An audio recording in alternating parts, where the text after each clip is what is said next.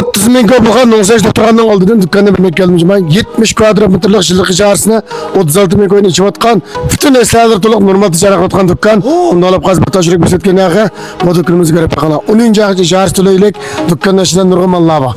Bana dükkanın içi çırvalda dükkanın içi toy koyun etin tahtı fitine yanında iki yagan mallar da var. Bana mişanmış malları da ben benim sıba.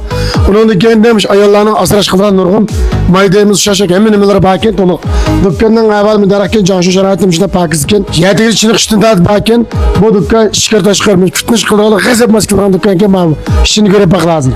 Bana bu dükkanın içi çırvalda meyağıma cahaznama aldı. Toluk bir şey tiziptikken. Onun dükkanından dükkanın işleri şaşak bir şey zahmet kalıdı.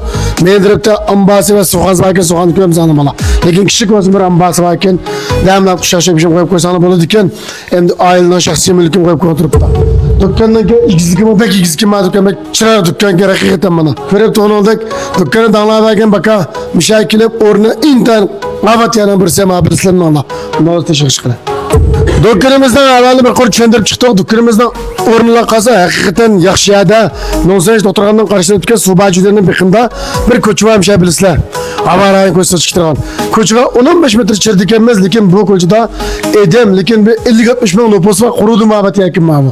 Bek edem çıkken. Bütün aylık varken hemimiz icar geçti o anıke matrapta. Gana bir korona içinde 15-20 edem oturgamıyla yakin. Endi bilirler bu nonsayışına kadar alakını. Müşahede bir dükkanı motor gelige, mas meyrem ifa kespe intay maskil avrum mavu. Mandara dükkanı ma atraptın ilişla balan kapasımı, jörrangımı 40 min köpürüp ağlamaydı bazı geldim. Ma dükkandan bütün seremcan toluk, endi ciddi ötküsüden peyitke kep kapta. Endi ciddi pul ihtiyaçlıkken hem şarayet yer vermepti.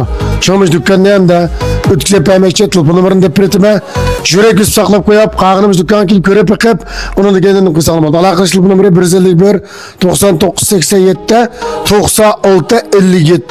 Bu işte pınımırı jürek üst saklap koyuyorlar. Bu işte 18 oturanın karşı etki, toğay mağazın karşı etki hesapta. Subacı diyorsun, bir kındım zaman da ozma dükkanı bilir onlar.